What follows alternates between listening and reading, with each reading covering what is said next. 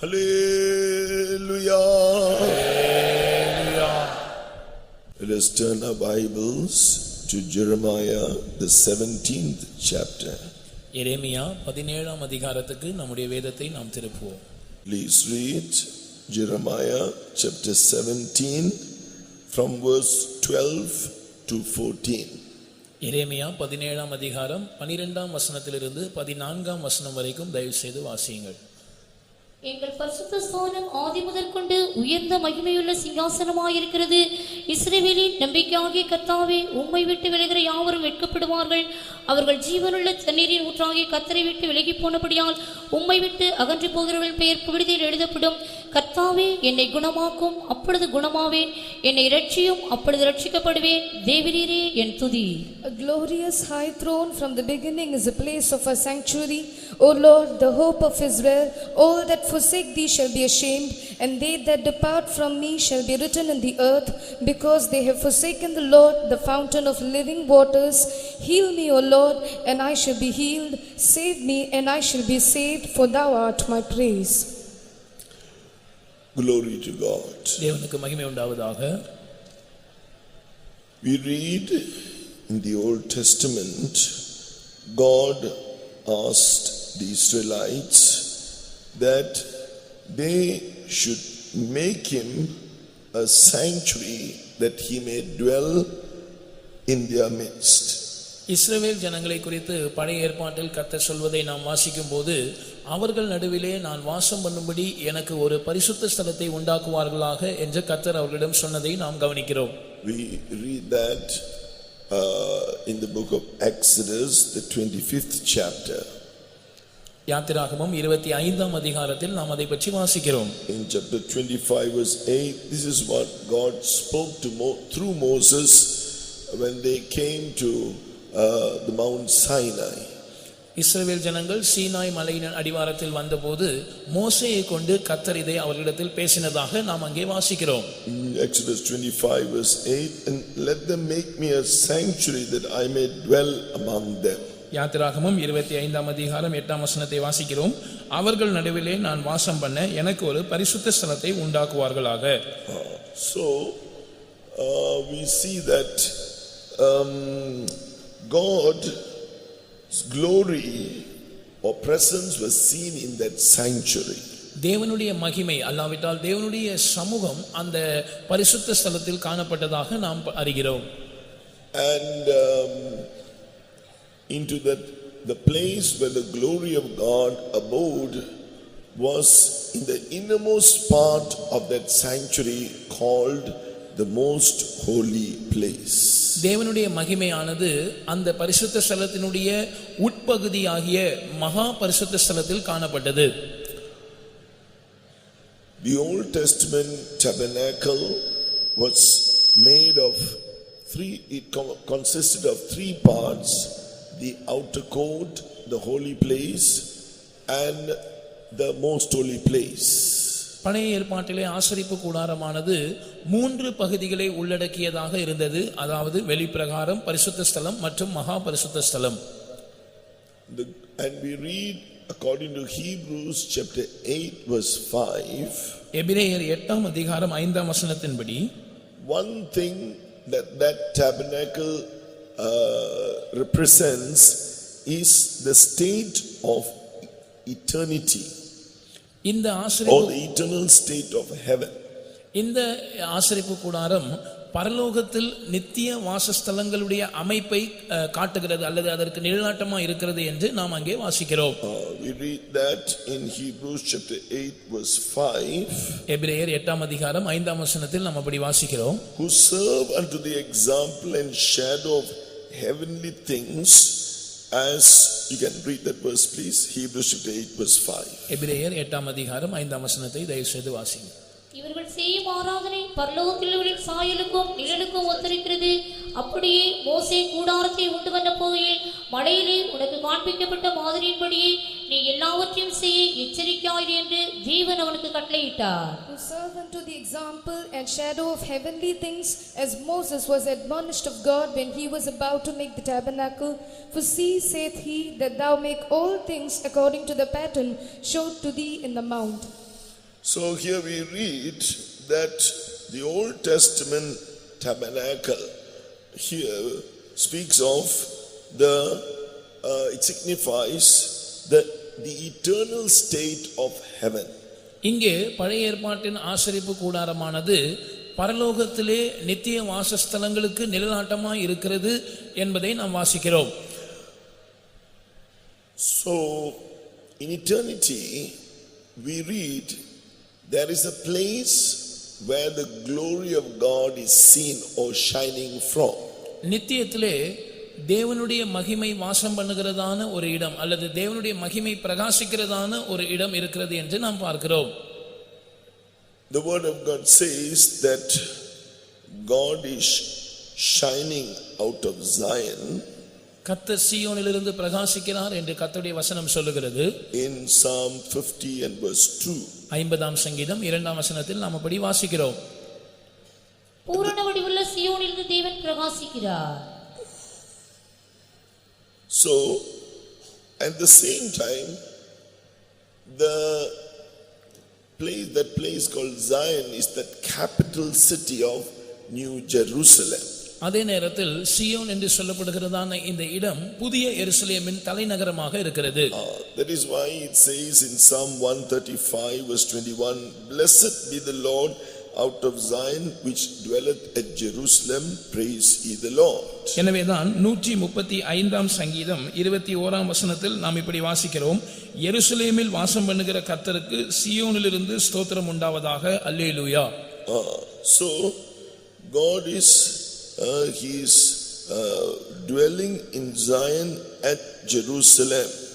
எனவே தேவன் சீயோனில், அதாவது எருசலேமில் இருக்கிற சீயோனில் வாசம் பண்ணுகிறார். And there's another verse in Psalm 76 verse 2, in Salem also is his tabernacle and his dwelling place is Zion. சாலேமில் அவருடைய கூடாரமும் சீயோனில் அவருடைய வாசஸ்தலமும் இருக்கிறது என்று 76ஆம் சங்கீதம் 2ஆம் வசனம் கூறுகிறது. So Zion and Jerusalem New Jerusalem in eternity cannot be separated. God's glory is shining out of Zion and also shining from Jerusalem. நித்தியத்திலே சியோன் புதிய எருசலேம் என்கிற இந்த வாசஸ்தலங்கள் பிரிக்க முடியாதவைகளாய் இருக்கின்றன. தேவனுடைய மகிமையானது சீயோனிலிருந்தும் புதிய எருசலேமிலிருந்தும் பிரகாசிக்கிறது. That is why it is spoken of New Jerusalem in Revelation chapter 21 and verse 9 to 11. New Jerusalem is having the glory of God. எனவேதான் வெளிப்படுத்தின விசேஷம் 21ஆம் அதிகாரம் 9ஆம் வசனத்திலிருந்து 11ஆம் வசனம் வரைக்கும் நாம் வாசிக்கும் போது தேவனுடைய மகிமையை பெற்றதான அல்லது தேவனுடைய மகிமையை அடைந்ததான புதிய எருசலேம் என்று நாம் அங்கே வாசிக்கிறோம்.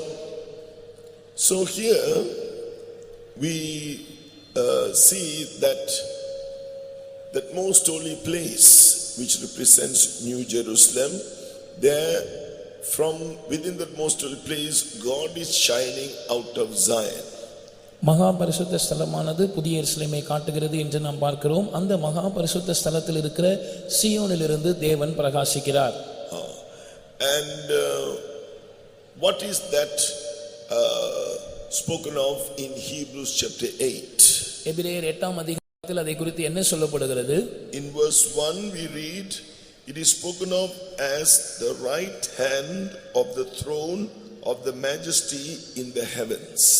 8ஆம் அதிகாரம் முதல் வசனத்தில் பரலோகத்தில் உள்ள மகத்துவ ஆசனத்தின் அல்லது சிங்காசனத்தின் வலது பாரிசம் என்று சொல்லப்பட்டிருக்கிறது. It is spoken of as the right hand of the throne of the majesty in the heavens. பரலோகத்தில் உள்ள மகத்துவமான சிங்காசனத்தின் வலது பாரிசம் அல்லது மகத்துவமானவருடைய சிங்காசனத்தின் வலது பாரிசம். A glorious, the verse we read earlier from Jeremiah chapter 17 verse 12, a glorious high throne from the beginning is the place of our sanctuary. ஆரம்பத்திலே எரேமியா 17ஆம் அதிகாரம் 12ஆம் வசனத்தில் நாம் வாசித்தோம், எங்கள் பரிசுத்த ஸ்தானம் ஆதி முதற்கொண்டு உயர்ந்த மகிமையுள்ள சிங்காசனமாய் இருக்கிறது. So even in the tabernacle we see that place was truly glorious. God was as it were sitting on his glorious throne and ruling his people. ஆசரிப்பு கூடாரத்தில் பார்க்கும்போது கூட அந்த மகா பரிசுத்த ஸ்தலமானது உண்மையாகவே மகிமை நிறைந்த ஒரு சமூகமாக இருந்தது. தேவன் சிங்காசனத்தின் மேல் வீற்றிருக்கிறவராய் தம்முடைய ஜனத்தின் மேல் அவர் ஆளுகை செய்து கொண்டிருந்தார். So even so in our lives now, God is desiring to be enthroned in our heart. That should become a glorious throne for the Lord. இப்பொழுது தேவன் நம்முடைய இருதயத்தின் சிங்காசனத்தில் அவர் ராஜாவாய் வீற்றிருக்க ஆசைப்படுகிறார். நம்முடைய இருதயமானது அவருடைய மகிமையுள்ள சிங்காசனமாக மாற வேண்டும். So how do we experience this glorious high throne so that we can one day be seen with our God in that place?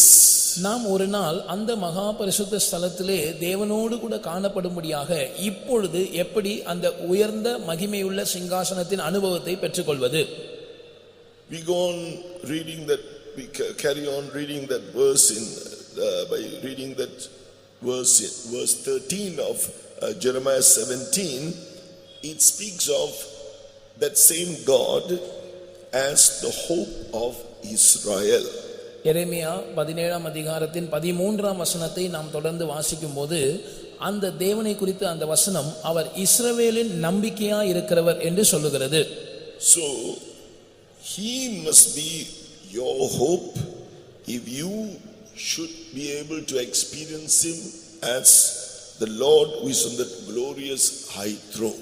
உயர்ந்த மகிமையுள்ள சிங்காசனத்தில் வீற்றிருக்கிறவராக அந்த கர்த்தரை நீங்கள் அனுபவிக்க வேண்டுமானால் அவரே உங்களுடைய நம்பிக்கையாக இருக்க வேண்டும்.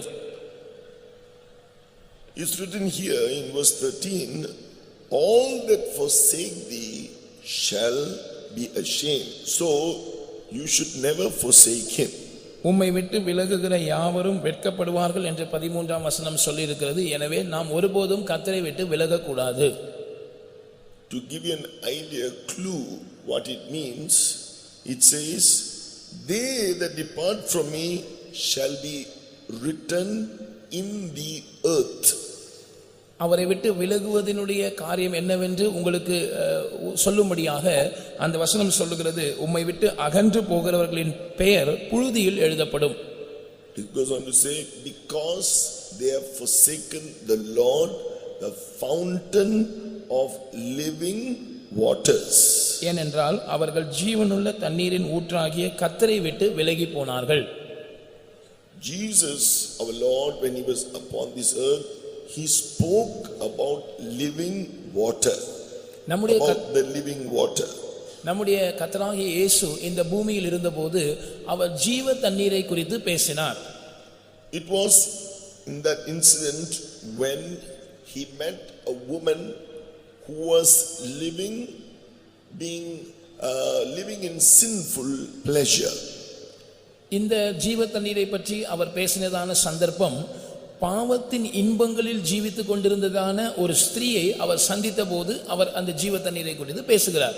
You can read all that from verse 1 of chapter 4 up to verse 18.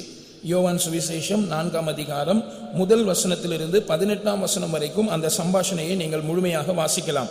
She was living in sinful pleasure, enjoying all the lusts of this world. அவள் பாவ சிற்றின்பங்களில் ஜீவிக்கிறவளாக இந்த உலகத்தின் இச்சைகளை எல்லாம் அனுபவித்து கொண்டிருந்தாள். Jesus compared that experience to drinking water. அந்த இச்சைகளில் வாழ்கிற அனுபவத்தை இயேசு குடிக்கிற தண்ணீருக்கு ஒப்பாக பேசினார். Last night we heard it's compared to drinking wine, to drinking strong drink. நேற்றைக்கு இரவு அது திராட்சை ரசமும் மதுபானமும் குடிக்கிற அனுபவத்துக்கு ஒப்பாக நாம் படித்தோம். So we must be those who seek God, the fountain of living waters. ஜீவ தண்ணீர் ஊற்றாகிய நம்முடைய கர்த்தரை தேடுகிறவர்களாக நாம் காணப்பட வேண்டும். What did Jesus our Lord speak about the water, that sin that she was immersed in? அவள் மூழ்கி இருந்ததான பாவம் என்கிற அந்த தண்ணீரை குறித்து இயேசு என்ன சொல்லுகிறார்? The Lord Jesus said to her, "You are drinking from a well where you will still thirst again and again." In John chapter 4 verse 13, "Whosoever drinketh of this water shall thirst again. The well of water that this world can give you." நீ இந்த உலகம் கொடுக்கிறதான அந்த பாவத்தின் தண்ணீரை கிணற்றிலிருந்து குடித்து கொண்டிருக்கிறாய், ஆனால் அது மறுபடியும் மறுபடியும் உனக்கு தாகத்தை உண்டாக்கும் என்றுதான் இயேசு அவளிடத்தில் சொல்லுகிறார். அதை நாம் யோவான் 4 அதிகாரம் 13 வசனத்தில் வாசிக்கிறோம். இந்த தண்ணீரை குடிக்கிறவனுக்கு மறுபடியும் தாகம் உண்டாகும். Then the Lord Jesus told her in verse 14, "But whosoever drinketh of the water that I shall give him shall never thirst, but the water that I shall give him shall be in him a well of water springing up into everlasting life." தொடர்ந்து 14 வசனத்தில் இயேசு அவளிடத்தில் சொல்லுகிறார், நான் கொடுக்கும் தண்ணீரை குடிக்கிறவனுக்கு ஒரு காலம் தாகம் உண்டாகாது. நான் அவனுக்கு கொடுக்கிற தண்ணீர் அவனுக்குள்ளே நித்திய ஜீவ காலமாய் ஊறுகிற நீர் ஊற்றாய் இருக்கும். In verse 10, Jesus told her, "If you will ask him that speaks to you, that is speaks to you, that's Jesus, he would give you living water."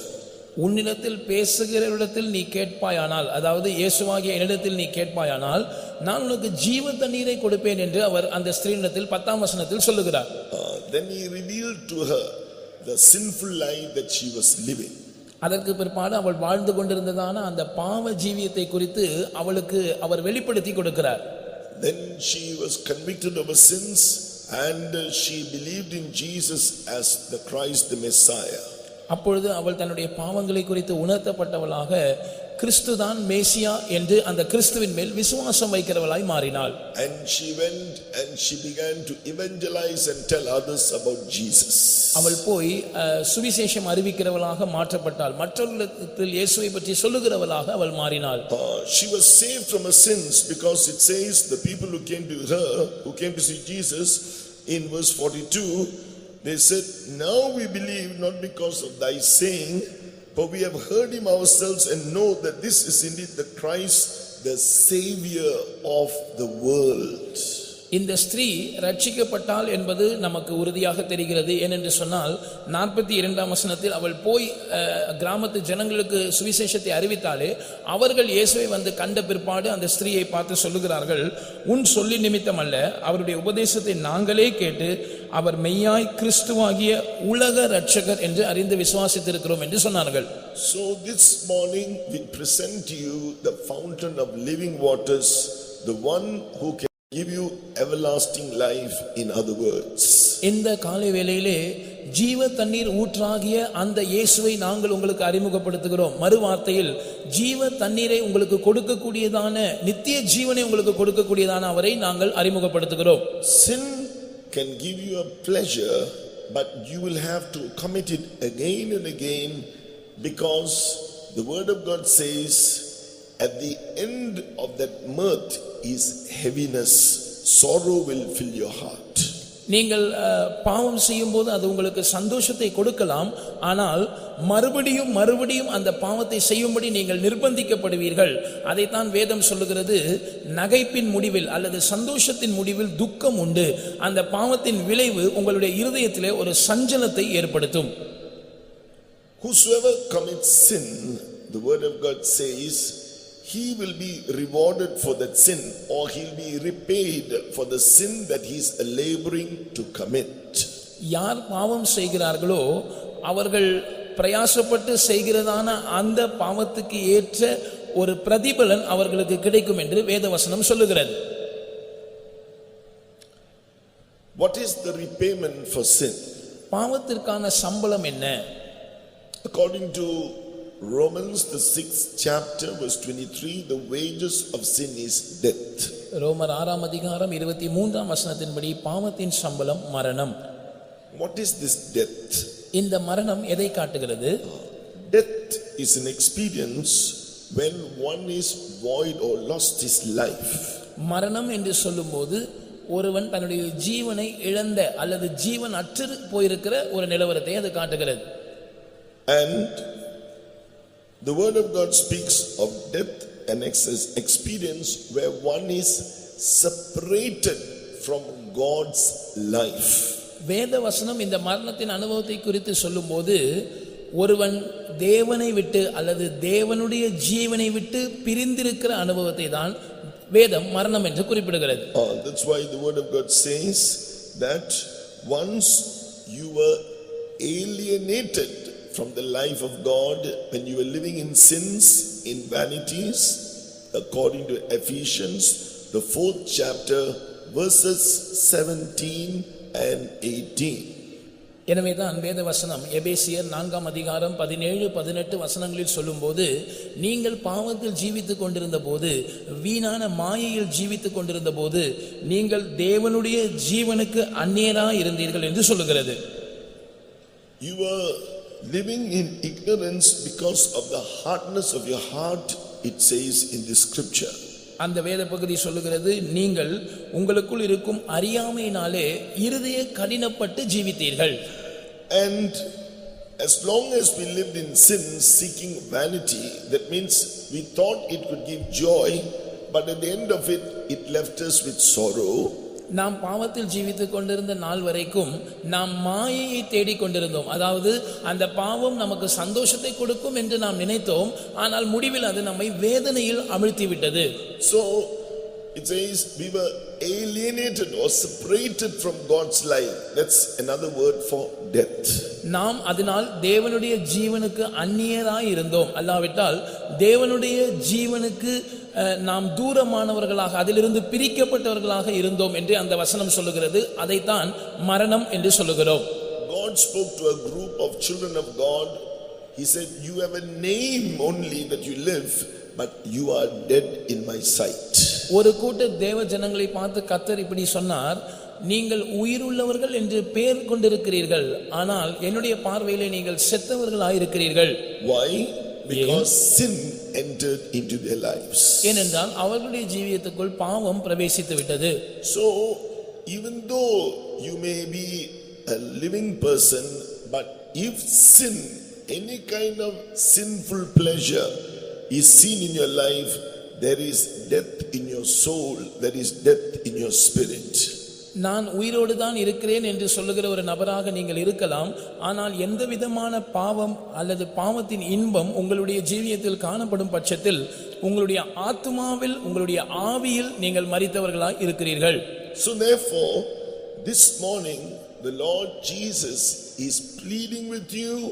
He is speaking to you like he spoke to that woman. அந்த ஸ்திரீ இல்லத்தில் அன்றைக்கு இயேசு பேசினது போல இன்றைக்கு இயேசு உங்களோடு பேசுகிறார். உங்களை பார்த்து அவர் கெஞ்சுகிறார். As she admitted her sins and acknowledged she was living in sins and forsook it, if you will admit your sinful state and confess and forsake your sins, confess to Jesus and forsake your sins. அவள் எப்படி தன்னுடைய பாவத்தை குறித்து ஒத்துக்கொண்டு அதை அறிக்கை செய்தாலோ, நீங்கள் உங்களுடைய பாவத்தை இயேசுவிடம் ஒத்துக்கொண்டு அதற்காக மனஸ்தாபப்பட்டு நீங்கள் அறிக்கை செய்து அவைகளை விட்டு விடுவீர்களானால், believing that Jesus took your sins on the cross of Calvary, he was wounded for all your sinful works. இயேசு உங்களுடைய பாவங்களை தன்மேல் கல்வாரியிலே சுமந்து கொண்டார் என்றும் உங்களுடைய பாவ கிரியைகளுக்காக அவர் காயப்பட்டார் என்பதையும் விசுவாசித்து நீங்கள் அப்படி செய்வீர்களானால், he was bruised for your iniquities. உங்களுடைய அக்கிரமங்கள் நிமித்தம் அவர் நொறுக்கப்பட்டார். You believe that the chastisement of your peace, to bring you peace, he bore the punishment, the chastisement. உங்களுக்கு சமாதானத்தை உண்டு பண்ணும் ஆக்கினியை அல்லது தண்டனை அவர் ஏற்றார் என்பதை நீங்கள் விசுவாசித்தால், so you can be freed like that woman right now. அதை விசுவாசித்து உங்களுடைய பாவங்களை நீங்கள் அறிக்கை செய்து விட்டு விடும்போது அந்த ஸ்திரீயை போல இப்பொழுதே நீங்களும் உங்களுடைய பாவத்திலிருந்து விடுதலை பெற்றுக் கொள்ள முடியும். There is life in the blood of Jesus. He will wash away your sins and forgive you.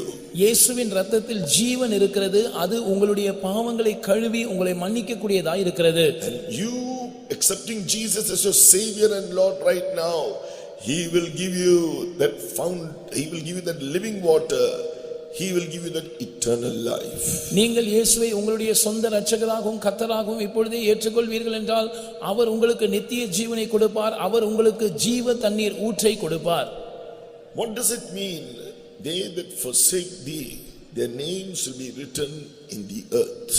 உம்மை விட்டு அகன்று போகிறவர்களுடைய பெயர் புழுதியில் எழுதப்படும் என்று சொல்வதின் அர்த்தம் என்ன? We read that the world, whatever sins we commit, is on this earth alone. We cannot commit sin after this life on this earth. நாம் எந்த பாவத்தை செய்தாலும் அது இந்த பூமியில் நாம் வாழ்கிற நாட்களில் தான் செய்ய முடியும். நம்முடைய பூமிக்குரிய வாழ்க்கை முடிந்து போன பிற்பாடு நம்மால் எந்த பாவத்தையும் செய்ய முடியாது. And for all the sins that we commit on this earth, whatever we are going to get out of that, நாம் இந்த பூமியில் இருக்கும்போது செய்கிறதான எல்லா பாவங்களினால் நமக்கு என்ன கிடைக்கிறது? the word of God says, it is like man is like the grass that grows on this earth, and all that he will get on this earth is compared to the flower of the grass. மனிதனுடைய நாட்கள் இந்த பூமியிலே முளைக்கிற புல்லை போல் இருக்கிறது. அவன் செய்கிற பாவங்களினால் அவனுக்கு கிடைப்பதெல்லாம் அந்த புல்லின் பூவுக்கு ஒப்பாக வேதம் சொல்லுகிறது. We read that in 1 Peter chapter 1. முதலாம் பேதுரு முதலாம் அதிகாரத்தில் அதை பற்றி நாம் வாசிக்கிறோம். So here it says in verse 24, all flesh is as grass. மாம்சமெல்லாம் புல்லை போல இருக்கிறது என்று முதலாம் பேதுரு முதலாம் அதிகாரம் 24ஆம் வசனம் சொல்லுகிறது. All the glory of man is as the flower of the grass. மனுஷருடைய மகிமை எல்லாம் புல்லின் பூவை போலவும் இருக்கிறது. And the grass withereth and the flower thereof falleth away. புல் உலர்ந்தது அதன் பூவும் உதிர்ந்தது. So therefore those who seek sin and all that it can offer them, they may be seeking pleasure, they may be seeking greatness, name, fame, reputation. பாவத்தை நாடுகிறவர்கள் அந்த பாவத்தினால் கிடைக்கிறவைகளை நாடுகிறவர்கள் அந்த பாவத்தினால் ஒருவேளை பாவத்தின் இன்பங்கள் கிடைக்கக்கூடும், இல்லாவிட்டால் பெயரோ புகழோ நல்ல ஸ்தானங்களோ கிடைக்கக்கூடும். But the word of God says their names will be only written in the earth. ஆனால் அப்படிப்பட்டவர்களுடைய பெயர்கள் புழுதியில் தான் எழுதப்படும் என்று கர்த்தருடைய வசனம் சொல்லுகிறது. But for all that sin offers them, for all the greatness and fame and position that they are going to get, ஆனால் பாவம் கொடுக்கிறதான அந்த எல்லா சிற்றின்பங்களோ அந்த பெயரோ அந்த ஸ்தானங்களோ அதை நாம் எதற்கு ஒப்பிட முடியும்? if they don't forsake sin and accept the eternal life through Jesus, அவர்கள் அந்த பாவத்தை விட்டு கிறிஸ்துவின் மூலமாக இயேசுவின் மூலமாக கிடைக்கிற அந்த நித்திய ஜீவனை பெற்றுக்கொள்ளாவிட்டால், after they die, அவர்கள் மரித்த பிற்பாடு, death is not the end of everything. இந்த பூமியில் நாம் மரிக்கிறோமே அது எல்லாவற்றிற்கும் முடிவு என்று சொல்ல முடியாது. For all that we are going to get through sin, the fame and praise and position in this earth and glory and honor, இந்த பூமியிலே அந்த பாவத்தின் நிமித்தமாக நமக்கு ஒருவேளை நல்ல பெயரும் புகழும் ஸ்தானங்களும் மகிமையும் கிடைக்கலாம். For those whose sins are not forgiven, there is a place called the lake of fire, which is called second death or eternal death. ஆனால் இந்த பாவங்கள் மன்னிக்கப்படாமல் மரிக்கிறவர்களுக்கு வேதம் சொல்லுகிறது அவர்களுக்கென்று ஒரு இடம் இருக்கிறது, அதை இரண்டாம் மரணம் அல்லது அக்கினி கடல் என்று வேதம் சொல்லுகிறது.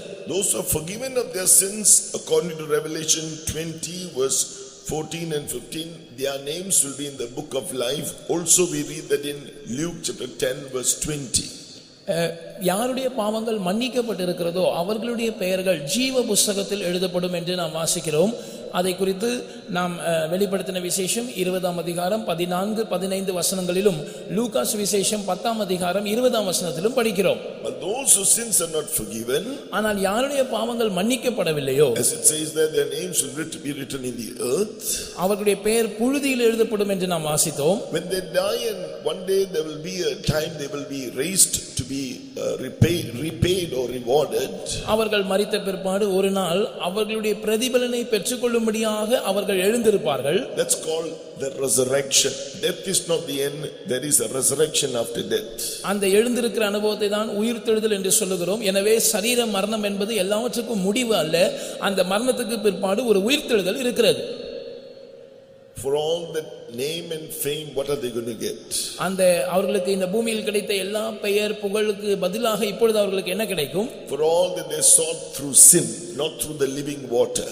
ஜீவ தண்ணீரை அடைந்து the fountain of living water, that's through Jesus.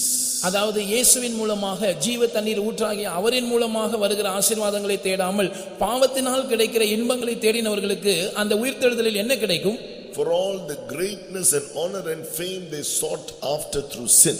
பாவத்தின் மூலமாக அவர்கள் தேடினதான அந்த பெயர் புகழ் ஸ்தானங்கள் அதற்கு பதிலாக அவர்களுக்கு என்ன கிடைக்கும்? Read Daniel chapter 12. தானியேல் 12ஆம் அதிகாரம். In verse 2 we read about the resurrection. உயிர்த்தெழுதலை பற்றி தானியேல் 12ஆம் அதிகாரம் 2ஆம் வசனத்தில் நாம் படிக்கிறோம். Here it says, and many of them that sleep in the dust of the earth shall awake. This is speaking about the dead who will arise from the dead, the resurrection. பூமியின் தூளிலே நித்திரை பண்ணுகிறவர்களாகிய அநேகரில் அவர்கள் விழித்து எழுந்திருப்பார்கள். இது மரித்தோ எழுந்திருக்கிறதை காட்டுகிறது. Some to everlasting life, அவர்களில் சிலர் நித்திய ஜீவனுக்கு எழுந்திருப்பார்கள். Some to shame and everlasting contempt. சிலர் நித்திய நிந்தைக்கும் இகழ்ச்சிக்கும் விழித்து எழுந்திருப்பார்கள். So for all the fame you are seeking and greatness you are seeking, forsaking the fountain of living water Jesus, seeking it through sin, இப்பொழுது ஜீவ தண்ணீர் ஊற்றாகிய இயேசுவை விட்டுவிட்டு பாவத்தின் மூலமாக நீங்கள் இந்த உலகத்தில் தேடுகிறதான பெயர் புகழ் இதற்கு பதிலாக என்ன கிடைக்கும்? You will receive everlasting shame and contempt if your sins are not forgiven. உங்களுடைய பாவங்கள் மன்னிக்கப்படாவிட்டால் உங்களுக்கு நித்திய நிந்தையும் இகழ்ச்சியும் தான் கிடைக்கும். Imagine now you are being put to shame before all this congregation. உதாரணமாக இவ்வளவு பெரிய கூட்டத்துக்கு முன்பாக இப்பொழுது நீங்கள் வெட்கத்துக்கு உட்படுத்தப்படுகிறீர்கள் என்று வைத்துக் கொள்ளுங்கள். Everyone is dealing with you with contempt. That means despising you. You are standing here, all are despising you. நீங்கள் இங்கே நின்று கொண்டிருக்கிறீர்கள், எல்லாரும் உங்களை இகழுகிறார்கள், எல்லாரும் உங்களை தூஷிக்கிறார்கள் என்று வைத்துக் கொள்ளுங்கள். You will want to run out from this place. நீங்கள் இந்த இடத்திலிருந்து ஓடி போக வேண்டும் என்று நினைப்பீர்கள். But once death is over, once you die, you cannot change your destiny. ஆனால் நீங்கள் மரித்த பிற்பாடு உங்களுடைய நித்தியத்தை நீங்கள் மாற்ற முடியாது. நீங்கள் அப்படியெல்லாம் ஓடி போக முடியாது. You cannot run out of the lake of fire. அந்த அக்கினி கடலிலிருந்து நீங்கள் வெளியே ஓடி போகலாம் என்று நினைத்தாலும் ஓடி போக முடியாது. Everlasting shame and contempt will not be there for one day or 2 days. Forever and ever you will feel that shame and contempt. நித்திய நிந்தையும் இகழ்ச்சியும் என்று சொல்லும்போது அது ஏதோ ஒரு நாள் இருக்கிறதல்ல, நித்தியம் முழுவதிலும் அந்த நிந்தையும் இகழ்ச்சியும் நீங்கள் அனுபவித்துக் கொண்டே இருப்பீர்கள். The choice is yours. தெரிந்து கொள்ளுகிற பகுதி அது உங்களுடையது. Jesus told the woman, if you ask of me, I will give you living water. இயேசு அந்த ஸ்திரியை பார்த்து சொன்னார், நீ என்னிடத்தில் கேட்டுக்கொண்டால் நான் உனக்கு ஜீவ தண்ணீரை கொடுப்பேன். Jesus is offering you that living water, that eternal life right now. இயேசு இப்பொழுதே உங்களுக்கு அந்த ஜீவ தண்ணீரை, அதாவது நித்திய ஜீவனை கொடுக்கிறார். He is the hope of Israel. அவர்தான் இஸ்ரவேலின் நம்பிக்கையாய் இருக்கிறார். What is the meaning, the hope of Israel? இஸ்ரவேலின் நம்பிக்கை என்று சொல்வதின் அர்த்தம் என்ன? Speaking about one thing, it's speaking about the resurrection. உயிர்த்தெழுதலை பற்றி நாம் பேசும்போது, that is speaking of God, the Lord Jesus as the hope of Israel. அதாவது இஸ்ரவேலின் நம்பிக்கையாய் இருக்கிற கர்த்தர் என்று அவரை குறித்து சொல்லும்போது, death is not the end of everything. Everyone will be resurrected one day. சரீர மரணம் எல்லாவற்றுக்கும் முடிவு அல்ல, எல்லாரும் ஒரு நாள் உயிர்த்தெழும்புவார்கள். Read that in Acts of the Apostles chapter 23. அப்போஸ்தலருடைய நடபடிகள் 23ஆம் அதிகாரத்தில் அதை குறித்து நாம் வாசிக்கும் பொழுது, here Paul the apostle, he addressed the people and said, called it the hope and resurrection of the dead in his address. இங்கே பவுல் ஜனங்களால் குற்றம் சாட்டப்பட்ட போது அவர்களை நோக்கி அவன் பேசும்போது, மரித்தோரின் உயிர்த்தெழுதலின் நம்பிக்கையை பற்றி நான் விசாரிக்கப்படுகிறேன் என்று சொல்லுகிறார். So this is where God is seen as the hope of Israel. இங்கேதான் கர்த்தர் இஸ்ரவேலின் நம்பிக்கையாக அறியப்படுகிறார். So it's the hope and resurrection of the dead. மரித்தோரில் உயிர்த்தெழுதலை குறித்தும் அதன் நம்பிக்கையை குறித்தும் Again we read in Acts of the Apostles chapter 26 verse 6, he speaks of the hope of the promise made of God unto the fathers. இதை குறித்து 26ஆம் அதிகாரம் 6ஆம் வசனத்தில் அப்போஸ்தலர் 26ஆம் அதிகாரம் 6ஆம் வசனத்தில் பவுல் இப்படி சொல்லுகிறார், தேவன் தம்முடைய பிதாக்களுக்கு அருளி செய்த வாக்குத்தத்தம் நிறைவேறும் என்கிற நம்பிக்கை. Then it speaks about in Acts of the Apostles chapter 24 verse 15 that they have hope toward God, we have hope toward God that there shall be a resurrection of the dead, both of the just and the unjust. அப்போஸ்தலர் 24ஆம் அதிகாரம் 15ஆம் வசனத்தில் இதை பற்றி நாம் வாசிக்கும் போது, நீதிமான்களும் அநீதிமான்களுமாகிய மரித்தோர் உயிர்த்தெழுந்திருப்பது உண்டென்று அவர்கள் தேவனிடத்தில் நம்பிக்கை கொண்டிருக்கிறார்கள் என்று நாம் அங்கே வாசிக்கிறோம். So he spoke of that hope that they had. It is written in the book of the law, it is spoken of the prophets in the Old Testament in the Bible, and he is speaking about that which was written in the law and the prophets. He is speaking about that hope of resurrection that he was expecting in his life. பரிசுத்த பவுல் தன்னுடைய ஜீவியத்திலே அந்த உயிர்த்தெழுதலின் நம்பிக்கையை கொண்டிருந்து அதற்காக காத்து கொண்டிருந்ததாக தான் இந்த வசனங்களில் சொல்லுகிறார். இதை குறித்து பழைய ஏற்பாட்டிலே நியாயப்பிரமாண புஸ்தகங்களிலும் ஆகமங்களிலும் தீர்க்க தரிசன புஸ்தகங்களிலும் எழுதியிருக்கிறது என்று நாம் பார்க்கிறோம். That is what he said in verse 14. அதைத்தான் 14ஆம் வசனத்தில் அவர் சொல்லுகிறார். So for the resurrection that he was expecting, how was he living? அவர் ஒரு உயிர்த்தெழுதலை எதிர்பார்த்து கொண்டிருந்தாரே, அந்த உயிர்த்தெழுதலை பெற்றுக்கொள்ளும்படியாக அவர் எப்படி ஜீவித்தார்? We read earlier, O Lord, the hope of Israel. So how was he living before God, the hope in who was the hope of his life? இஸ்ரவேலின் நம்பிக்கையா இருக்கிற கர்த்தாவே என்று நாம் எரேமியாவிலே வாசித்தோம். இந்த பவுல் தன்னுடைய ஜீவியத்தில் உயிர்த்தெழுதலின் நம்பிக்கையா இருக்கிற அந்த கர்த்தருக்கு முன்பாக அவர் எப்படி வாழ்ந்தார்? In Acts of the Apostles chapter 24 verse 16 we read, and herein do I exercise myself to have always a conscience void of offense toward God and toward men. 24ஆம் அதிகாரம் அப்போஸ்தலர் 24:16 அவர் சொல்லுகிறார், இதனால் நான் தேவனுக்கும் மனுஷருக்கும் முன்பாக எப்பொழுதும் குற்றமற்ற மனசாட்சியை உடையவனாயிருக்க பிரயாசப்படுகிறேன். So therefore the Lord wants us to understand this resurrection that he has called us unto. நம்மை அழைத்திருக்கிறாரே, இந்த உயிர்த்தெழுதலை குறித்து நாம் ஒரு காரியத்தை புரிந்து கொள்ள வேண்டும் என்று கர்த்தர் விரும்புகிறார். He wants us to understand there are different orders of resurrection. இந்த உயிர்த்தெழுதலுக்காக தேவன் நம்மை அழைத்திருக்கிறார். அவர் நாம் புரிந்து கொள்ள வேண்டும் என்று எதிர்பார்க்கிற காரியம் என்னவென்றால், இந்த உயிர்த்தெழுதலில் பல வரிசைகள் உண்டு. He is the hope of Israel. He is the fountain of living waters. அவர்தான் இஸ்ரவேலின் நம்பிக்கையா இருக்கிறவர், அவர்தான் ஜீவ தண்ணீர் ஊற்றாய் இருக்கிறவர். So according to how you are seeking him for that living waters, that life, you will have that hope of resurrection. There are different orders of resurrection. ஜீவ தண்ணீர் ஊற்றாகிய அவரை நீங்கள் எந்த அளவுக்கு தேடுகிறீர்களோ, அந்த நித்திய ஜீவனை அடைந்து கொள்ளும்படியாக நீங்கள் எந்த அளவுக்கு அவரை தேடுகிறீர்களோ, அந்த அளவுக்கு உயிர்த்தெழுதலின் வரிசைகளிலே உங்களுக்கு எந்த இடம் கிடைக்கும் என்பது தீர்மானிக்கப்படும். So we read the first experience is repenting of your sins, confessing and forsake your sins, accepting Jesus as your Savior and Lord. அந்த உயிர்த்தெழுதலை அடைவதற்கான முதலாவது அடிப்படையான அனுபவத்தை தான் நாம் மனம் திரும்புதல் என்று சொல்லுகிறோம். அதாவது நம்முடைய பாவங்களை குறித்து உணர்வுள்ளவர்களாகி அதற்காக மனஸ்தாபப்பட்டு அதை அறிக்கை செய்து விட்டுவிட்டு கர்த்தராகிய இயேசுவை நம்முடைய சொந்த இரட்சகராகவும் கர்த்தராகவும் ஏற்றுக்கொள்வது. So you receive the forgiveness of sins, deliverance from death and from the lake of fire, and you receive the gift of eternal life. இந்த மனம் திரும்புதலின் அனுபவத்திலே நாம் அந்த ஜீவ தண்ணீரை, அதாவது நித்திய ஜீவனை ஈவாக பெற்றுக்கொள்கிறோம். நம்முடைய பாவத்திலிருந்து நம்முடைய பாவ மன்னிப்பு என்கிற அனுபவத்தை பெற்றுக்கொள்கிறோம். மரணத்திலிருந்து விடுதலையாக்கப்படுகிறோம். அந்த அக்கினி கடலிலிருந்து விடுதலையாக்கப்படுகிறோம்.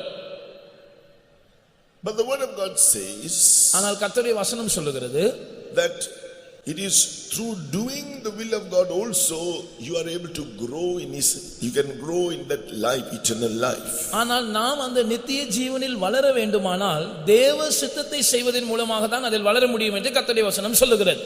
That's why in the same book of John, the 4th chapter, அதே யோவான் சுவிசேஷம் 4ஆம் அதிகாரத்தில் நாம் பார்க்கும்போது the Lord Jesus said, my meat is through the will of him that sent me and to finish it. என்னை அனுப்பினவருடைய சித்தத்தின்படி செய்து அவருடைய கிரியையை முடிப்பதே என்னுடைய போஜனமாக இருக்கிறது என்று 34ஆம் வசனத்தில் கர்த்தராகிய இயேசு சொன்னார்.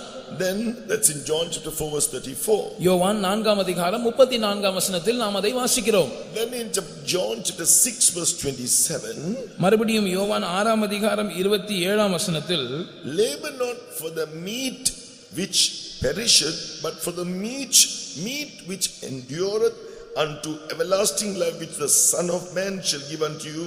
For him hath God the Father sealed. This is in John's Gospel, the 6th chapter, verse 27.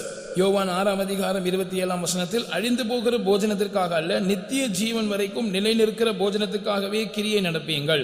அதை மனுஷகுமாரன் உங்களுக்கு கொடுப்பார். அவரை பிதாவாகிய தேவன் முத்திரித்திருக்கிறார் என்று இயேசு சொல்லுகிறார். So the one who is that fountain of living waters is giving you this life as you take doing the will of God, as eating that meat which will strengthen you. நீங்கள் உங்களை பலப்படுத்துகிற ஆகாரத்தை புசிப்பது போல தேவ சித்தம் செய்யும்படியாக அந்த ஆகாரத்தை புசித்தால் ஜீவ தண்ணீர் ஊற்றாக இருக்கிற நம்முடைய ஆண்டவராகிய இயேசு அந்த நித்திய ஜீவனை உங்களுக்கு கொடுப்பார். Glory to God. தேவனுக்கு மகிமை உண்டாவதாக. That's why he was bruised for your iniquities. எனவேதான் அவர் நம்முடைய அக்கிரமங்களின் நிமித்தம் நொறுக்கப்பட்டார். The other experience we can grow in when we are filled with the Holy Spirit, நாம் பரிசுத்த ஆவியினால் நிரப்பப்பட்டிருக்கும் போது நாம் வளர்ந்தே இருக்கிற மற்றொரு அனுபவம் என்னவென்று பார்க்கும்போது we read that in John's Gospel. யோவான் சுவிசேஷத்தில் நாம் அதை பற்றி வாசிக்கிறோம். John's Gospel chapter 7 and verse 37 and 38. யோவான் சுவிசேஷம் 7ஆம் அதிகாரம் 37 38 வசனங்களில் நாம் அதை பார்க்கிறோம். If any man thirst, John chapter 7 verse 37 and 38, if any man thirst, let him come unto me and drink. He that believeth on me, as the scripture hath said, out of his belly shall flow rivers of living water. And verse 39, this he was speaking about the Holy Spirit whom he was going to give the people. யோவான் 7ஆம் அதிகாரம் 37 38 வசனங்களில் நாம் வாசிக்கும் போது இயேசு சொல்லுகிறார், ஒருவன் தாகமாய் இருந்தால் என்னிடத்தில் வந்து பானம் பண்ண கடவன். வேத வாக்கியம் சொல்லுகிறபடி என்னிடத்தில் விசுவாசமாய் இருக்கிறவன் எவனோ அவன் உள்ளத்தில் இருந்து ஜீவ தண்ணீர் உள்ள நதிகள் ஓடும். 39ஆம் வசனம், தம்மை விசுவாசிக்கிறவர்கள் அடைய போகிற ஆவியை குறித்து இப்படி சொன்னார். So this is another experience where we are able to grow in that eternal life. இதுவும் நாம் நித்திய ஜீவனிலே வளர்ந்தே இருக்கிற மற்றும் ஒரு அனுபவமாக இருக்கிறது. So he is the hope of Israel. We can look to him for the resurrection that God wants to give us. அவர் இஸ்ரவேலின் நம்பிக்கையாக இருக்கிறார். அவர் நமக்கு கொடுக்க விரும்புகிற அந்த உயிர்த்தெழுதலை அவர் நமக்கு கொடுப்பார் என்று நாம் அவரை நம்பலாம், அவரை நோக்கி பார்க்கலாம். But go on seeking him as the fountain of living waters to grow in the eternal life. ஆனால் நாம் அதை நம்புவது மாத்திரமல்ல, அந்த நித்திய ஜீவனில் நாம் வளருவதற்காக தொடர்ந்து ஜீவ தண்ணீர் ஊற்றாகிய அவரை நாம் அதிகமாக தேட வேண்டும். Not only be forgiven of your sins and forsake them, not only doing the will of God and growing in that meat, being strengthened and growing in the eternal life. நாம் நம்முடைய பாவங்களை அறிக்கையிட்டு விட்டு விடுவதன் மூலமாக நித்திய ஜீவனை பெற்றுக்கொள்வது மாத்திரமல்ல, தேவ சித்தம் செய்து அந்த ஆகாரத்தை புசிப்பதன் மூலமாக நித்திய ஜீவனிலே வளருவது மாத்திரமல்ல, not only being filled with the Holy Spirit by believing God for that promise and speaking in tongues, தேவனுடைய வாக்குத்தத்தத்தை விசுவாசித்து அந்நிய பரிசுத்த ஆவியை பெற்றுக்கொண்டு அந்த நித்திய ஜீவனில் வளரும்படியாக அந்நிய பாஷைகளில் பேசுவது மாத்திரமல்ல, continue in it. அதிலே நாம் தொடர்ந்து நிலைத்திருக்க வேண்டும். Because Israel at one time had all these blessings, but they forsook the fountain of living waters. We read in Jeremiah chapter 2. ஏனென்றால் இஸ்ரவேல் மக்கள் ஒரு காலத்தில் இந்த எல்லா ஆசீர்வாதங்களையும் அனுபவங்களையும் பெற்றவர்களாக இருந்தார்கள். ஆனால் எரேமியா 2ஆம் அதிகாரம் சொல்லுகிறது, அவர்கள் ஜீவ தண்ணீர் ஊற்றாகி அவரை விட்டுவிட்டார்கள். That's what we read in Jeremiah chapter 2 verse 13. For my people have committed two evils. They have forsaken me, the fountain of living waters, and hewed them out cisterns, broken cisterns that can hold no water. எரேமியா 2ஆம் அதிகாரம் 13ஆம் வசனம் சொல்லுகிறது, என் ஜனங்கள் 2 தீமைகளை செய்தார்கள். ஜீவ தண்ணீர் ஊற்றாகி என்னை விட்டுவிட்டார்கள். தண்ணீர் நிற்காத தொட்டிகளாகிய வெடிப்புள்ள தொட்டிகளை தங்களுக்கு வெட்டி கொண்டார்கள். Here in chapter 2 verse 11, the second part, they have changed their glory for what does not profit. எரேமியா 2ஆம் அதிகாரம் 11ஆம் வசனத்தின் கடைசி பகுதி சொல்லுகிறது, என் ஜனங்கள் வீணானவைகளுக்காக அல்லது உபயோகம் அற்றவைகளுக்காக தங்கள் மகிமையை மாற்றினார்கள். In this world I am the only fountain of living waters. They have forsaken me and went after something else in this earth that we cannot profit them. இந்த உலகத்தில் நான் ஒருவரே ஜீவ தண்ணீர் ஊற்றாக இருக்கிறேன். ஆனால் அவர்கள் என்னை விட்டுவிட்டு அவர்களுக்கு உபயோகம் அல்லாத வீணான சில காரியங்களுக்கு பின்னால் போய்விட்டார்கள் என்று கர்த்தர் சொல்லுகிறார்.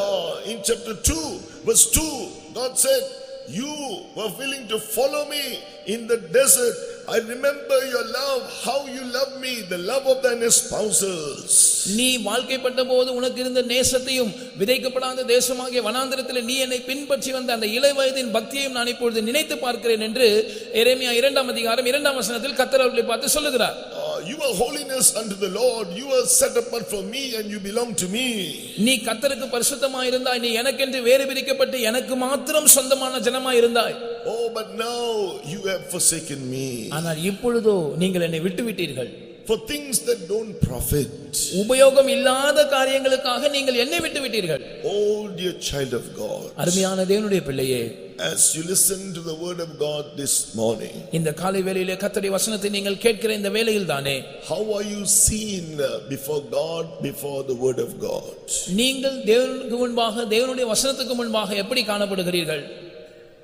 One day the word of God will either judge us and we'll be rewarded, or we will be judged and condemned. ஒரு நாள் கர்த்தருடைய வசனம் நம்மை நியாயம் தீர்க்கும். அன்றைக்கு அந்த வசனம் நம்மை நியாயம் தீர்க்கும் போது ஒருவேளை நமக்கு நல்ல பிரதிபலன் கிடைக்கும்.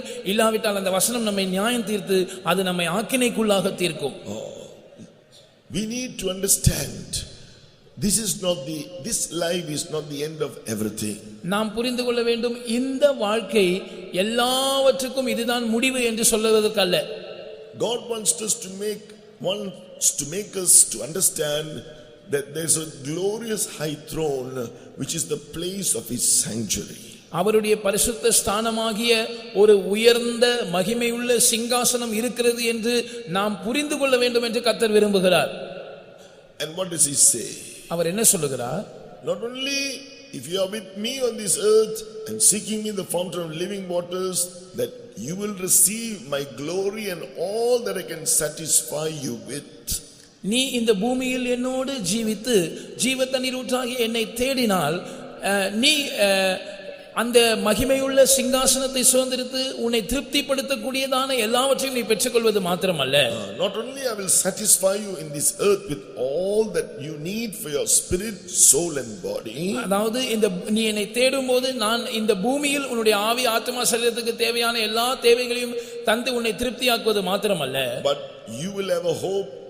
I assure you that I will give you a place with me in that glorious high throne, on that glorious high throne. ஆனால் உனக்கு ஒரு நம்பிக்கை இருக்கிறது. நான் உனக்கு உறுதி கொடுக்கிறேன், நீ என்னோடு கூட அந்த உயர்ந்த மகிமையுள்ள சிங்காசனத்தில் இருக்கும்படி நான் உனக்கு ஒரு இடத்தை கொடுப்பேன். Who is worthy of such a place? இப்படிப்பட்ட ஒரு இடத்துக்கு யார் தகுதியானவர்கள்? For God to look down from heaven to seek us who are sinners in the horrible sinking in the horrible mire of sin. பாவ உளையில் அந்த பயங்கரமான குழியில் அமிழ்ந்து கொண்டிருக்கிறதான பாவிகளாகிய நம்மை தேவன் பரலோகத்திலிருந்து கண்ணோக்கி பார்க்கவும் நம்மை தேடி வரவும் நாம் யார்? Filthy and corrupted, and we were that stench in our lives of sin. He came down to bear all our sins and take it upon himself to give us that hope that one day we shall be with him on the throne.